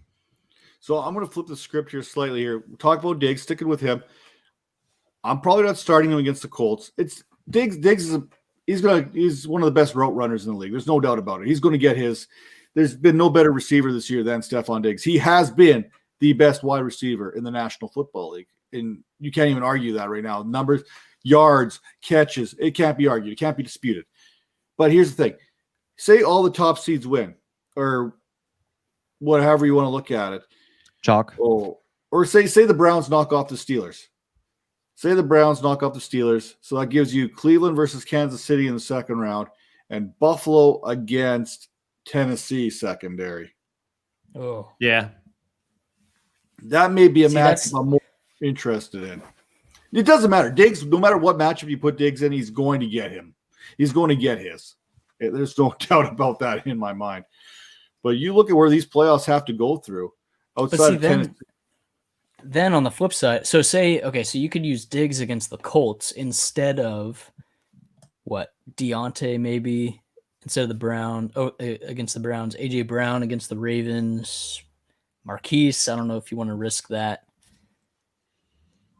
Just say that happens, then you could use AJ Brown against. It'd be the Bills, right? Yeah. In that scenario. Yeah, it's crazy. That's why this playoff league is so fun. That's why Jeff needs to get involved in it. Yeah, I didn't get an invite. It's been all over Twitter, man. It's the Dynasty Vipers playoff league. What kind of invite do you need? You're a Dynasty Viper. Dude, we had 2 COVID scares. My aunt just died today. Oh. I've been busy. So Oh. I didn't see Really? it. You're gonna drop that on us right now? We're having fun. You're like, that's sad, man. That's why I almost missed the show. Oh, I'm sorry to hear that, man. Well, Sorry, that's that a wasn't bummer. supposed to be the focus of it.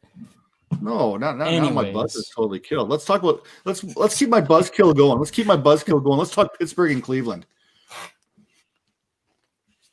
Yeah, Baker DPJ. Mayfield's first playoff start. I want to say so. I know I saw this stat. I didn't pull it up, but I wasn't expecting to talk about it necessarily. But I think first time starting the playoffs, quarterbacks are like 15-30 or something like that all time. It's playoffs is a very different experience. It always is. It just always seems to work out that way. You see it. I saw that flash. I did too. And I just the Pittsburgh Steelers are. I think they're one of the teams that are going to have a little bit of a chip on their shoulder. I think people are off on them, and they've got a little bit of that nobody believes in us swag going on. All right, that should fix it, I think. That's all right. We just let it close up on Calvin's face. He kind of looks like Two-Face right now with the way the light's going. Yeah, I know. It's all right. My lighting's not any better. I want Cleveland to win. Cleveland rocks for me, man. I want Cleveland to win. I think Cleveland wants Cleveland to win. I think everyone but Pittsburgh wants Cleveland to win. It's a good story.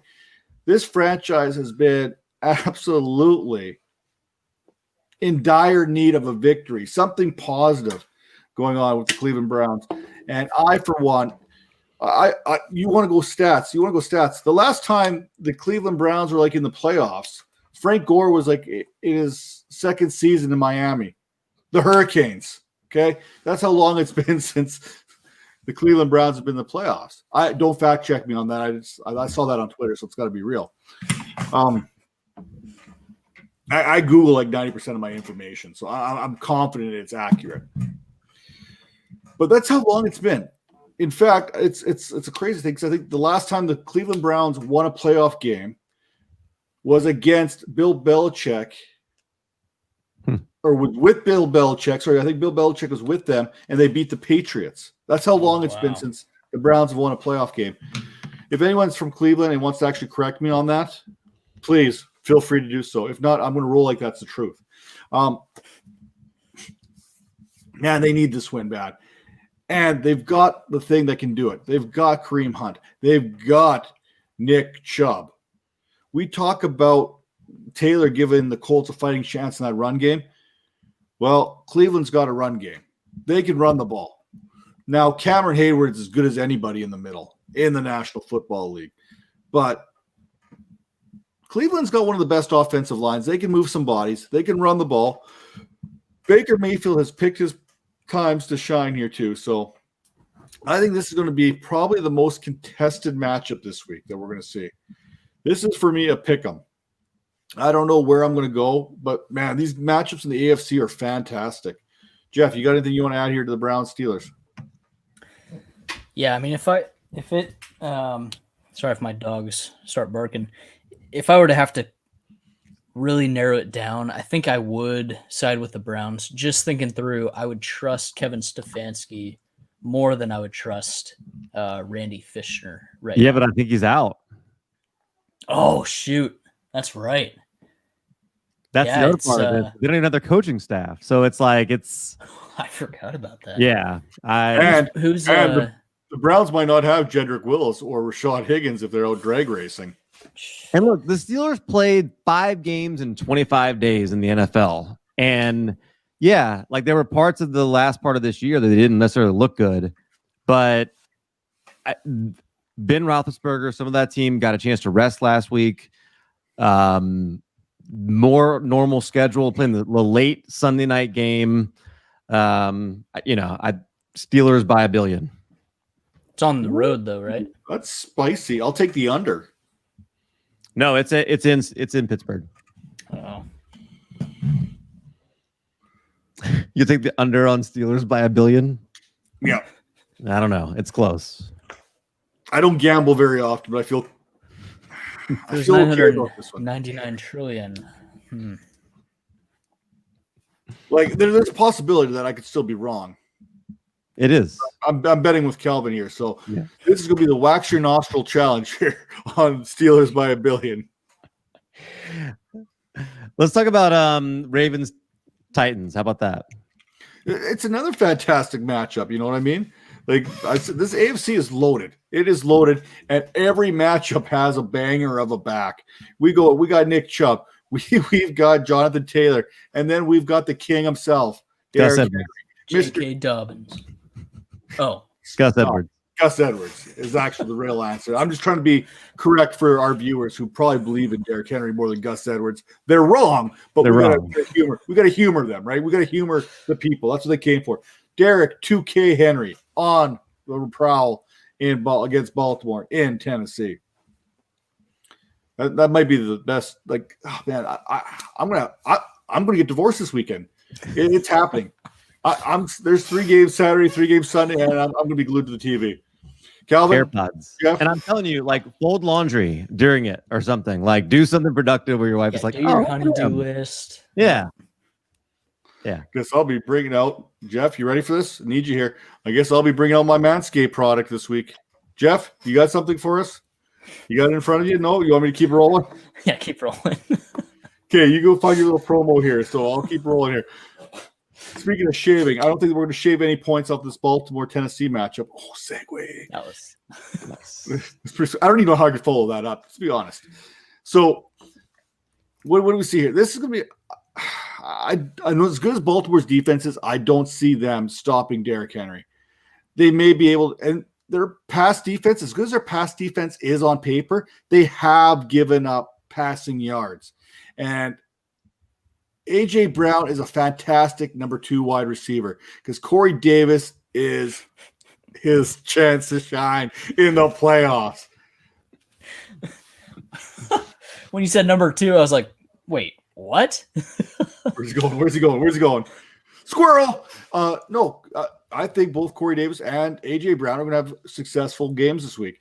Now, I think A.J. Brown probably leads them in receiving yards, but I could definitely see both of them ending up with touchdowns, and Derrick Henry probably getting 2 touchdowns here. So I wouldn't be surprised to see Tennessee pull this one off 31-24, somewhere in that ballpark.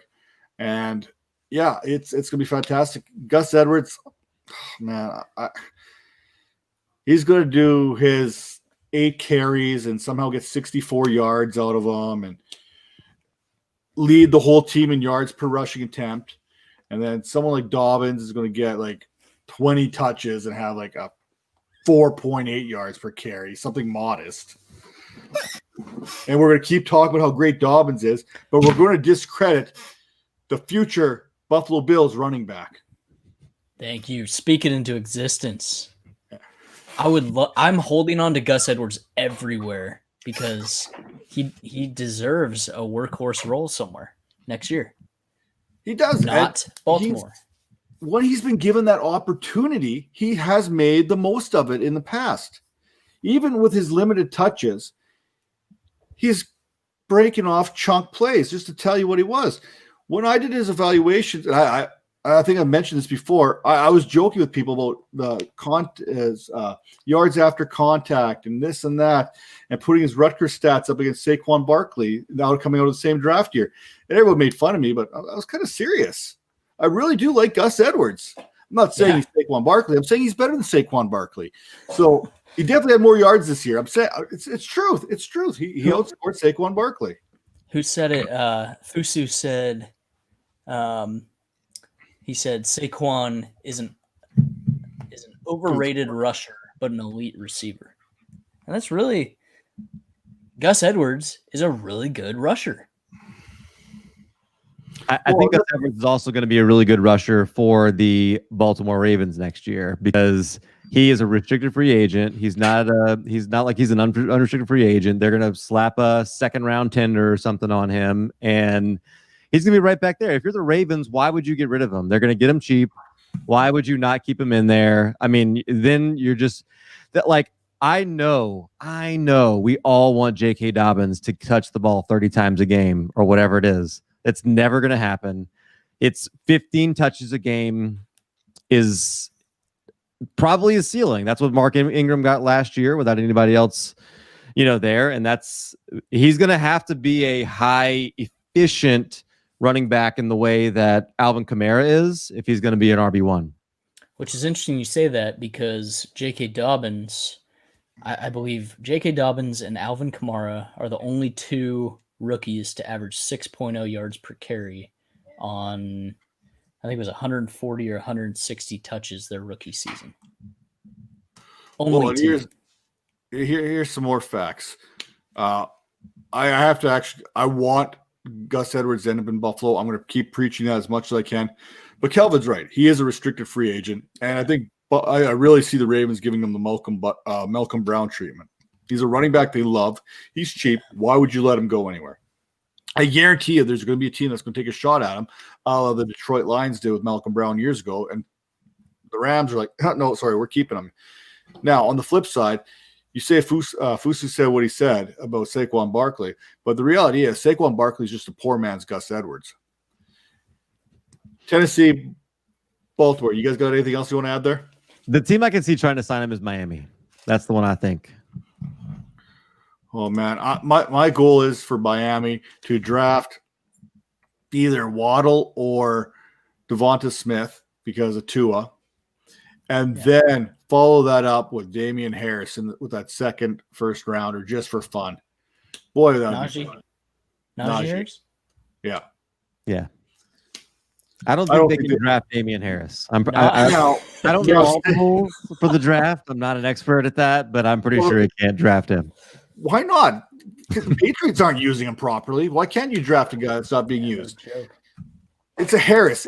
They're interchangeable. But the reality of the situation is here, I really believe they're going to use the Texans pick that they traded in the Tunsil deal to get Sewell.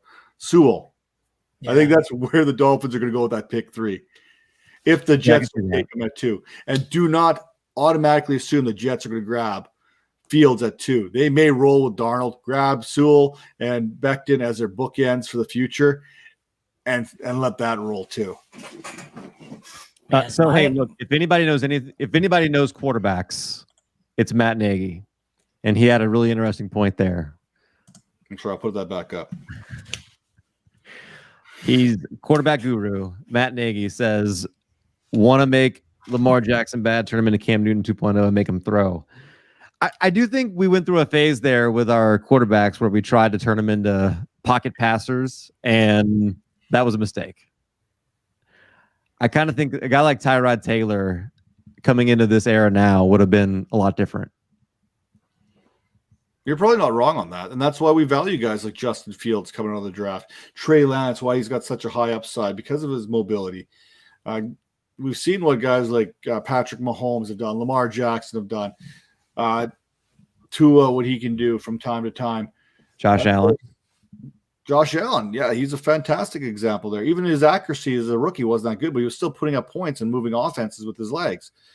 So I think that's kind of where we're going to be more and more going. Deshaun Watson, let's put a little respect on his name here because he's done a lot with a whole lot of little. So I do like Lamar Jackson here. I think they win. I think they beat Tennessee. I think they kind of have their way with them offensively.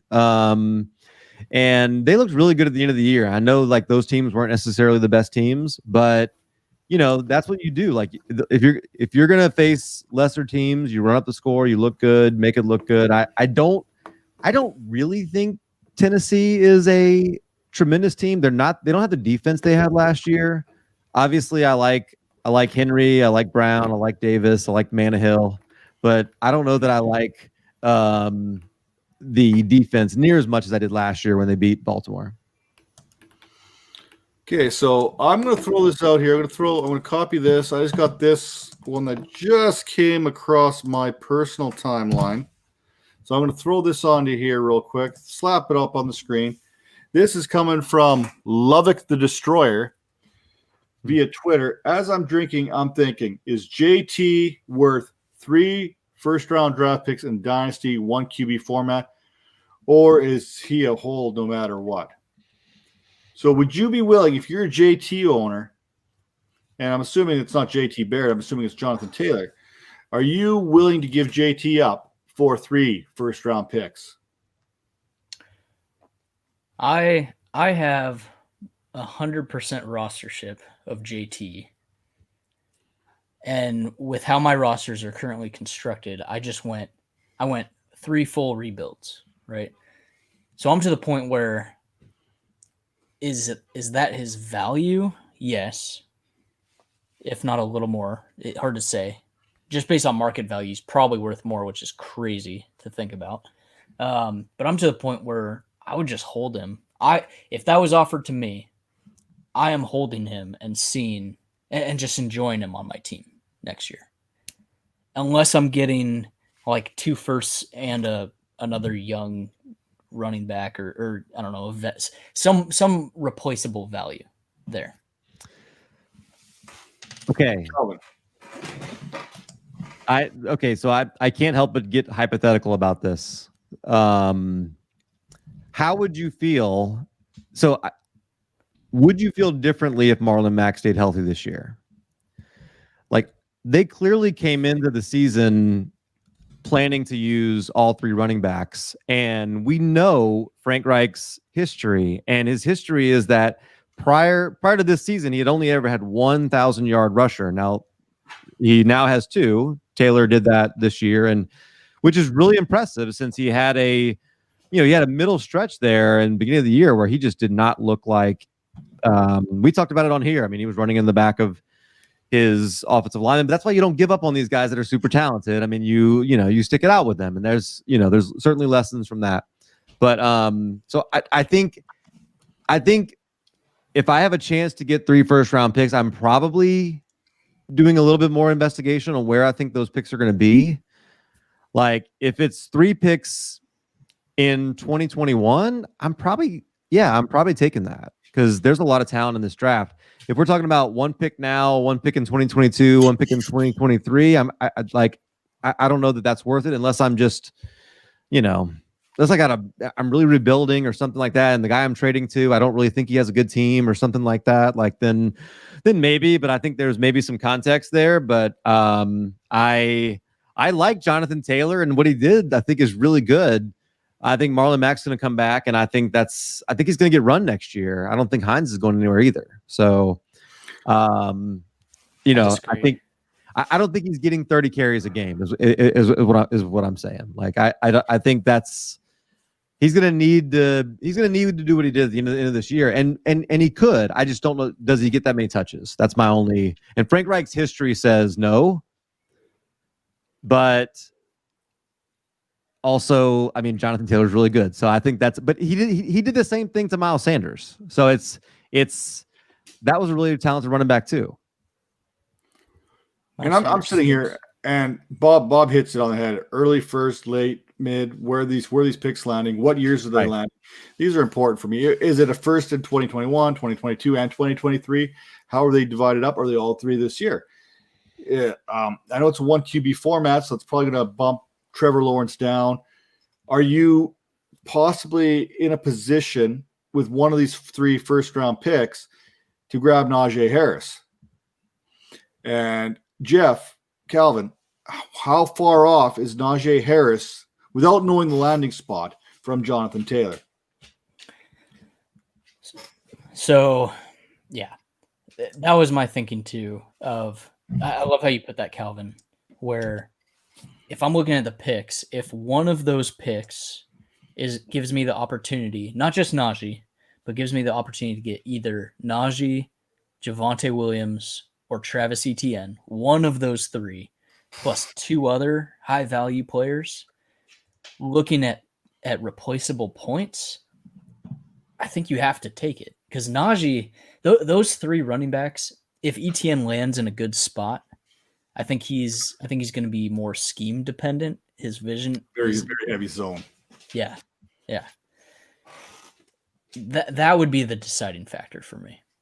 Najee, I think, is very, very close to where Jonathan Taylor will be. And I agree with that. But what we can agree on is how tight are Calvin's tighty whities. Hey, I pull these things right out of Twitter, man. These things are coming right out of Twitter. Well, if you stay for the after show, you might find out. His normal voice is actually way deeper. Stay tuned for the Patreon. I love how my face disappeared when I did that too. Yeah, it went dark right there. Oh, I can go darker. I can go way darker. With what Bob said, I think you have to do that. If you're landing 103, 108, and 112, then yeah, absolutely. Like I said, it's all depending on where these picks are and where they're lining up in the years. I don't often around the draft. I don't really like to acquire future first-round picks. I'm not looking in 2022 yet as value because you can recoup those picks later on. So right now, picks are going to go up right now. Let's face it, we're getting closer to the draft season. Give it 2 weeks, and then these picks value is going to keep climbing and climbing. So. And Jonathan Taylor, value may drop somewhat. You know what I mean? As we get closer to the draft, you're going to have a little bit of Taylor drop off in value. The picks are going to pick up. It's a vicious cycle we go through every year. It never fails. If you're going to acquire picks, the cheapest time is right when the season's about to start because no one cares about 2022 picks at the start of the 2021 season. It's just how it works. Rolling around, speaking of picks, I'm going to guess that Drew Brees throws about 3 of these picks against the Bears, and the Bears win. What do you guys say? I'll let Jeff comment. I have a rant. Oh, you got a rant, do you? Oh, okay. So I got a mute button. I will be absolutely blown away if the Bears win this. But the fact that they made the playoffs, I mean, you can't write them off. But it's the Saints. I don't know. I'll be shocked if the Bears win. How can you do this when we've got Coach Nagy in the chat room tonight? I still think it's Calvin's son. That would be funny. Well, Nagy has called me daddy before. Oh gosh. Rant time, Calvin. Well, so okay, look, you see in the background, I got my Drew Brees jersey up there. Drew Brees is, he's the best, greatest athlete in New Orleans history. I don't think it's close. I love Drew Brees. I love what he's done for the city. I love what he's done here. He's a great advocate for a lot of things. He does a lot of work. All of that is very true. I think Drew Brees is one of the worst playoff quarterbacks of all time. He's one of the best regular season quarterbacks of all time. He is not good in the playoffs. And even like that Chiefs game was a good example of who he is and what he does in the playoffs. He started off 7 for 22 and was clearly awful. I mean, just like not a good quarterback. But by the end of it, he had almost 300 yards and 3 touchdowns. And that's the kind of stat line he finishes with and ends up with in the playoffs. And I hope that's not true. I would love to see the Saints holding the Lombardi Trophy at the end of the year, but he's not been as good in the playoffs. I hope I'm wrong. This is a good Bears defense. This is a team that the Bears went on like a 6-game losing streak during the season and somehow ended up in the playoffs, which is insane. But they did that with Nick Foles. I'll answer this. Mitch Trubisky. Yeah, Mitch Trubisky, I don't think he's good. And he's another one, I think, making his first playoff start, right? They didn't make the playoffs last year, did they? No. So, yeah, I don't know. Actually, I need somebody to fact check me if he's ever started a playoff game before. I believe he was the starting quarterback in the double doink game. Ooh, maybe. I don't know. I think the Saints pull this one off because I do trust their defense. I don't know that they're going to run the ball quite as well, but I do think the Bears can be run on. And when they're doing that, they look good. Michael Thomas is back. That's going to help the offense. And I do think there's something in these Saints players that they do want Drew Brees to ride off into the sunset and finish his career as a Super Bowl champion. But I don't know. I'm not a super optimistic Saints fan. I'll put it that way. And I'm just going to touch base here real quick because we're going to get into the next matchup too, and actually the next couple matchups when we get to them here. We got to rock and roll here. The Bears, like the Rams, like the Washington football team, have that one thing that can absolutely create havoc on opposing quarterbacks, especially guys who are 5'2", trying to look over their offensive line. And that's that interior pass rush. And Akeem Hicks is as good as anyone. While I agree with you that the Saints are favored to win this and they should take this game walking away, I can't discredit that Bears defense, just like you just said. They are fantastic, and they've got the one thing that could make Drew Brees' life a living hell, and that is that pass rush coming up the middle. No different than Aaron Donald on Russell Wilson. No different than that Washington Football Club's line against Tom Brady. We'll talk about this when we get to that matchup a little bit further, but yeah, this is an interesting one. I don't think it's as cut and dry as a 2 versus 7 can be. Jeff, you got the last word. Or you already had the first word. Yeah. I have the last word. Moving on. Seattle Rams, Aaron Donald, Russell Wilson. We talked Jared Goff and his pinky finger, whatever he injured on his throwing hand. Is he going to be able to come in and make a difference? Is he going to be able to help the Rams move on against the Seahawks? Is Jamal Adams going to be ready? If we had, we'll ask our doctor here shortly, see if he's got the answers for us yet. But here's where I'm at. You need a good defense and a good running game to win. And I do believe that the Rams have that in. Obviously, their defense is going to have to carry him in this matchup.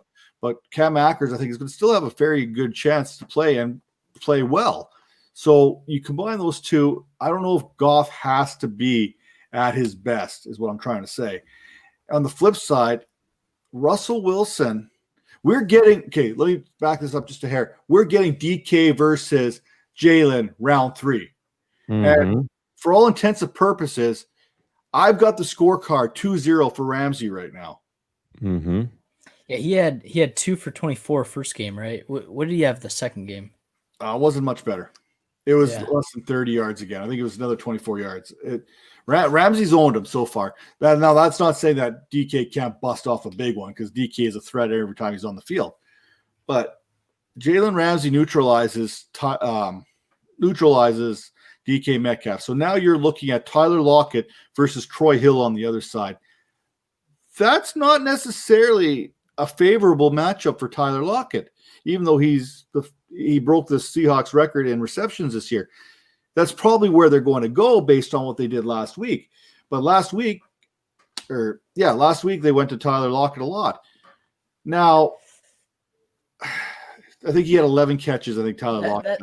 But that's against. So I actually played Lockett in my DFS lineups because I know my Niners so well. He just in the slot tears apart the Niners every time he plays them. That's a little different. He didn't do that the first 2 matchups against the Rams, right? Yeah. No, so I'm looking at this, and on paper, you're thinking, okay, you got a banged-up Jared Goff going against the Seattle Seahawks team that's playing really good. Since the Carlos Dunlap came over, they've been playing very well on defense. Jamal Adams coming back as a difference maker on the back end. My gut is going with the Rams on this one just because of that defense. Aaron Donald, Jalen Ramsey, front end, back end, matching up with each other.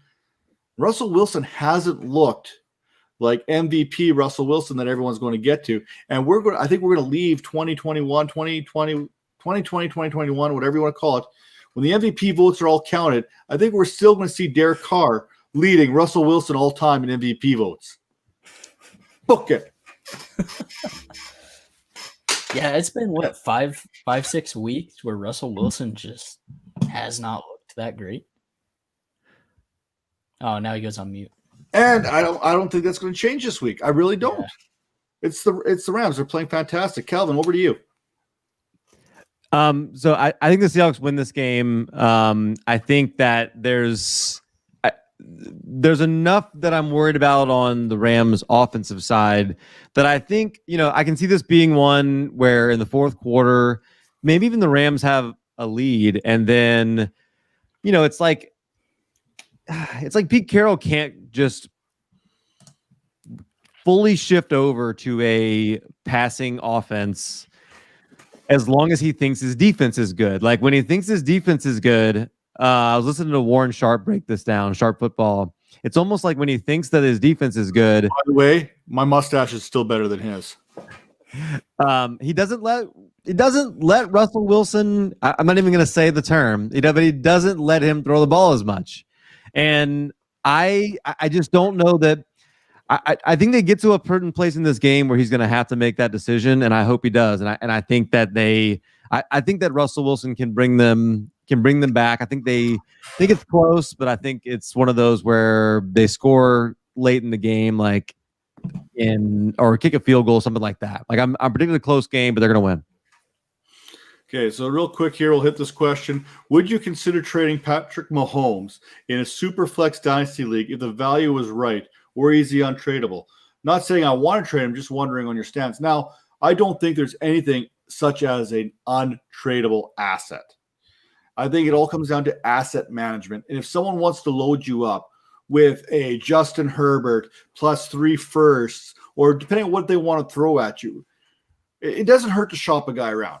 And if someone wants to give you an overpayment on a player, then by all means, take it. No one is untradeable. Heck, if you're following hockey, since we're talking about other sports, even Wayne Gretzky's been traded. And he's got more assists than any NHL player has points combined. So no one's untradeable, even in fantasy. So if you get the right value for a player, by all means, drop it. I'd be fascinated in Sean's case to see someone like George Kittle.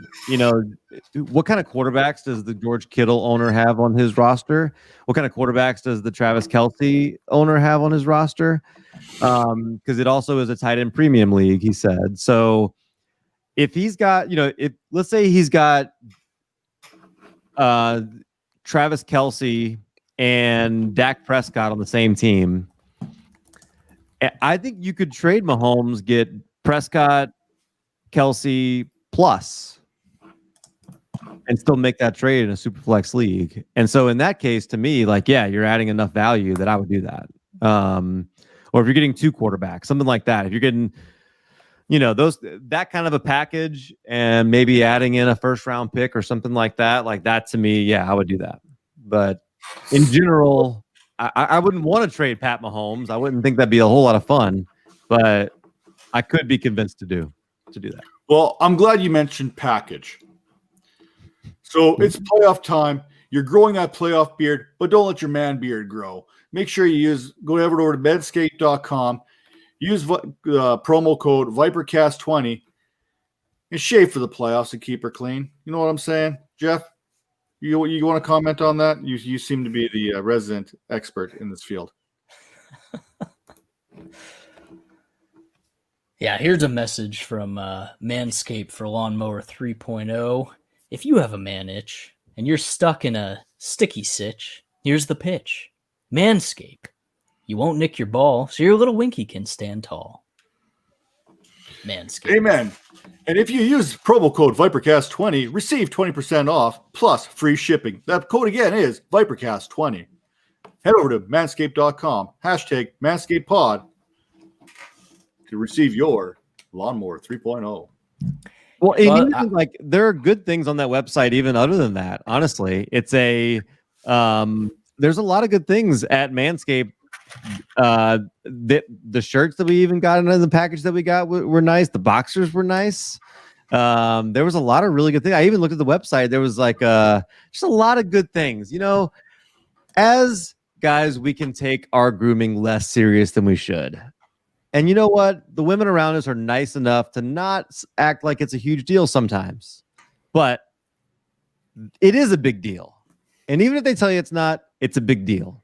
So well, my favorite looks part like of a that bigger deal if it's clean down there. that's right. Well, and I gotta say, the best part of that package was the beard oil I got. Like, look at this thing; it looks fantastic. Oh, I don't think I got beard oil. What? Oh, that was ball oil. Oh, my bad. Speaking of balls, I agree with you, Bob. Absolutely, Kelce Prescott over Mahomes. Yeah, I would take that deal. Tight end premium super flex, fantastic. Speaking of balls, we're going to go to where balls aren't deflated right now, and that's Tampa Bay for the matchup against the to Washington D.C., where Tampa is traveling to the host Washington Football Club this week. Down one Mike Evans, relying on Tyler Johnson and that high-flying offense this week. Now, I'm going to take the first word here because I just told you about Akeem Hicks and how I feel about him. Told you about Aaron Donald and how I feel about him. If you are tuning in, if you're one of the 2 people tuning in right now, you know that I love me some Washington Football Club front.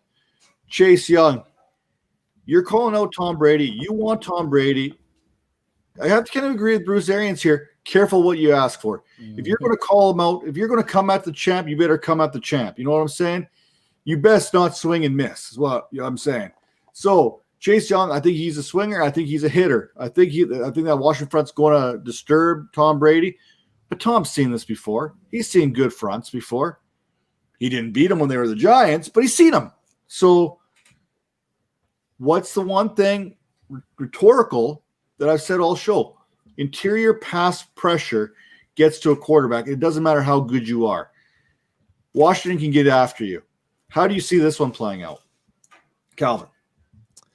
I'm going to need to see some sources on this Chase Young being a swinger thing that you mentioned there. That's well, you interested?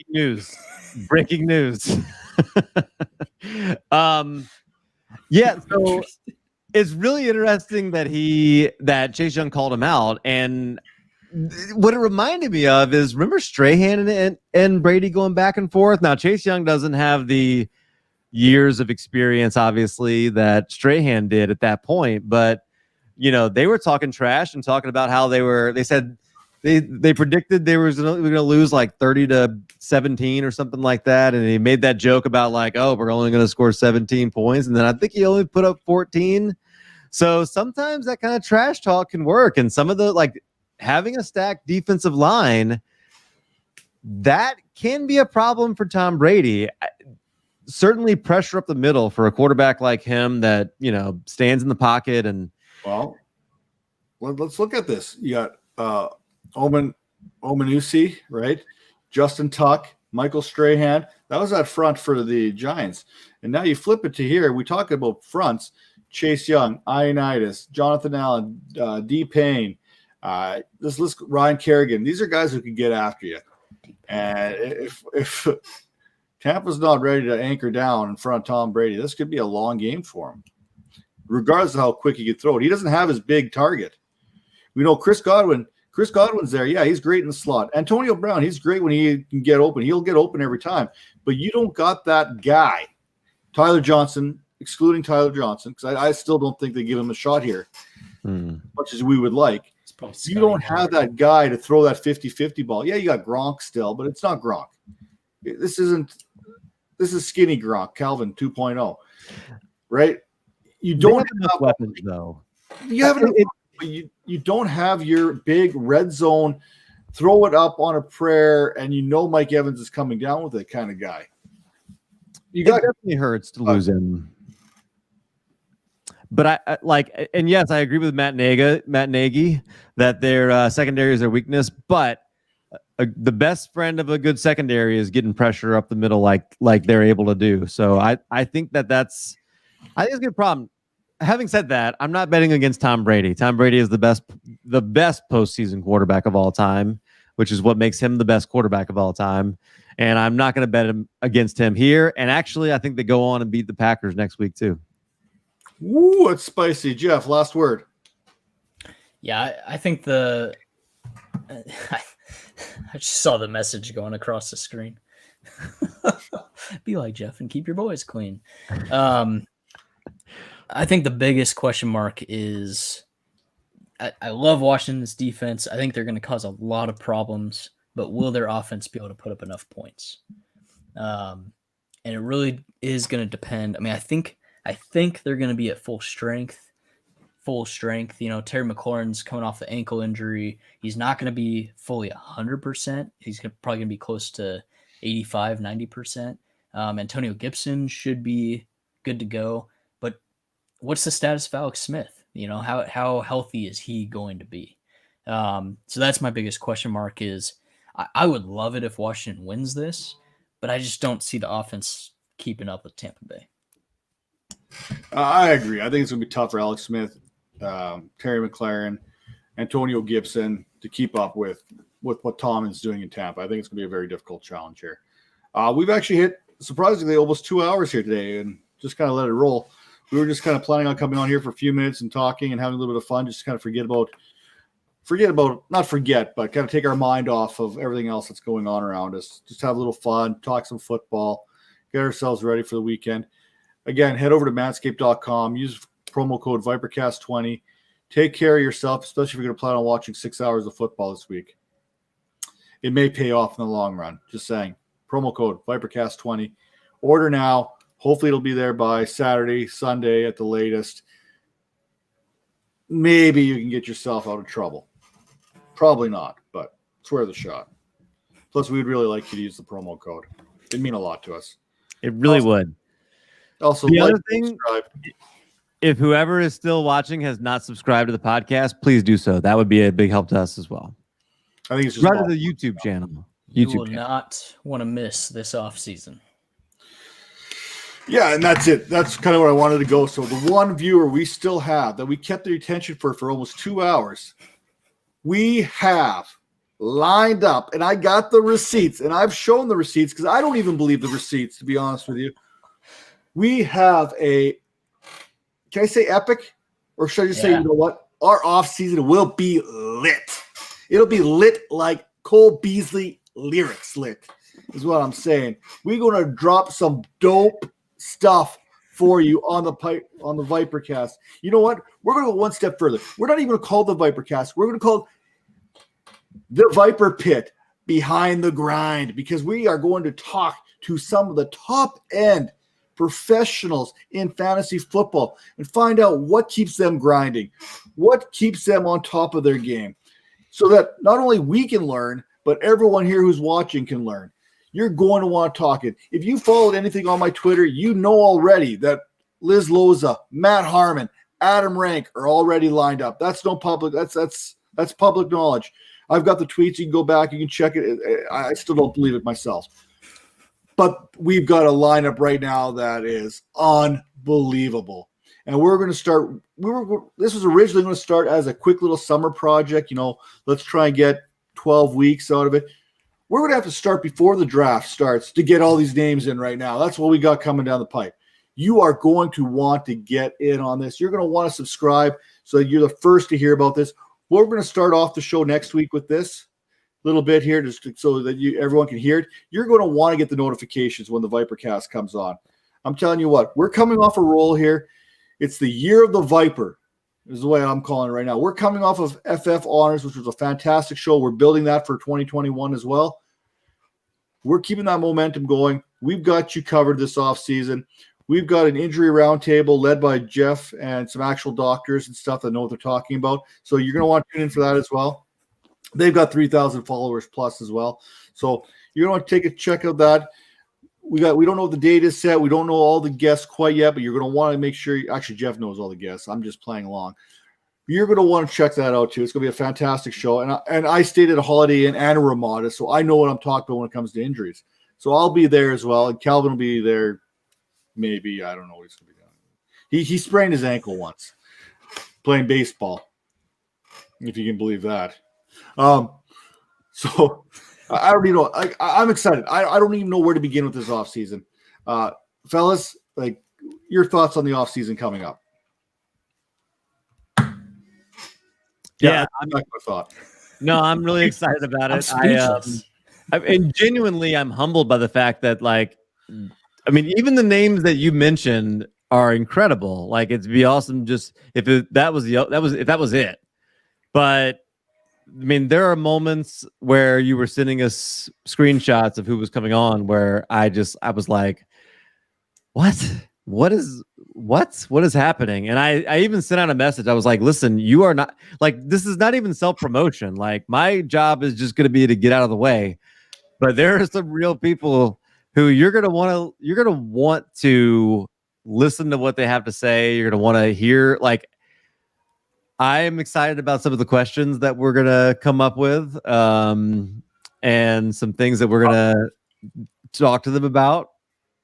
I'm just excited that Kelvin might actually have a show sheet for once. Okay. This show has had 40 episodes or something like that. How many show sheets have you ever done? Hang on, no, I won't do that. I'm doing good. That's almost like a swear. As you can tell, there's a reason why I'm preparing myself not to swear. Huh? Professionalism here. Professionalism. I'll be the bigger man here. Seriously. Yeah, I'm thankful for you, Matt, just for reaching out to all those guys and girls. Yeah, the lineup is pretty insane. Like Calvin was saying, when you were sending the screenshots, it was just one after the other of you got who? They're coming on? So I'm really looking forward to it. Looking forward to getting together with you guys and planning what we're gonna ask, what we're gonna talk about. Yeah, it's gonna be fun. And you're gonna want to stay tuned to you're gonna want to hit up Dynasty Vipers at Dynasty Vipers. You're gonna want to hit up at JM Thrive PT. You're gonna want to hit up at Calvin and Hobby. You can probably just ignore me. I'll do all the recruiting for everyone else. They could pump out that material for us.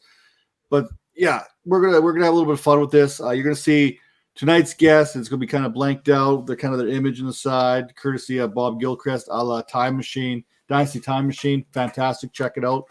We're gonna have some fun, and I can't wait. It's I've never been this excited when I talk about fantasy football or football in general. Kind of busy pumping out some material for the draft magazine that all three of us are part of here with the IDP guys, and then we're right into it. I'm excited. I don't This get excited, but my sweatpants have been rising for a couple weeks now. Yeah.